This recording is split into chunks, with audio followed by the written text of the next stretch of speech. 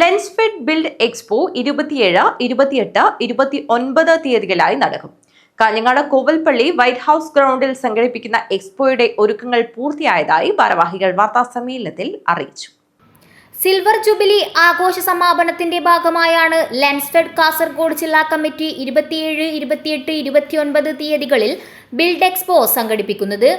ആധുനിക കെട്ടിട നിർമ്മാണ വസ്തുക്കളുടെ 100-ലധികം സ്റ്റാളുകളും നൂതന നിർമ്മാണ രീതികളെ പരിചയപ്പെടുത്തുന്നതിനോടൊപ്പം കെട്ടിട നിർമ്മാണ മേഖലയുമായി ബന്ധപ്പെട്ട വിവിധ വിഷയങ്ങളിൽ പ്രഗത്ഭരായ സാങ്കേതിക വിദഗ്ധരെയും ജനപ്രതിനിധികളെയും ഉദ്യോഗസ്ഥ പ്രമുഖരെയും സംഘടനാ നേതാക്കളെയും ഉൾപ്പെടുത്തിക്കൊണ്ട് സെമിനാറുകളും സംഘടിപ്പിക്കും.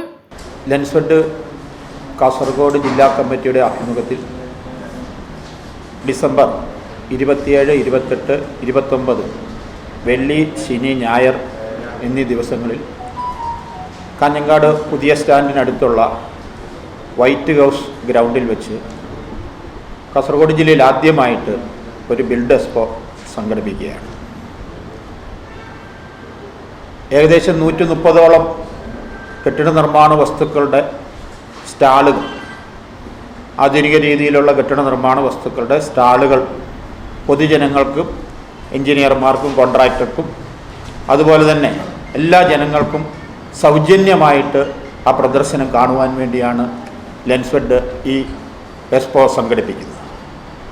അതിനോടനുബന്ധിച്ച് തന്നെ 5 വ്യത്യസ്തമായ സെമിനാറുകൾ സംഘടിപ്പിക്കുന്നു.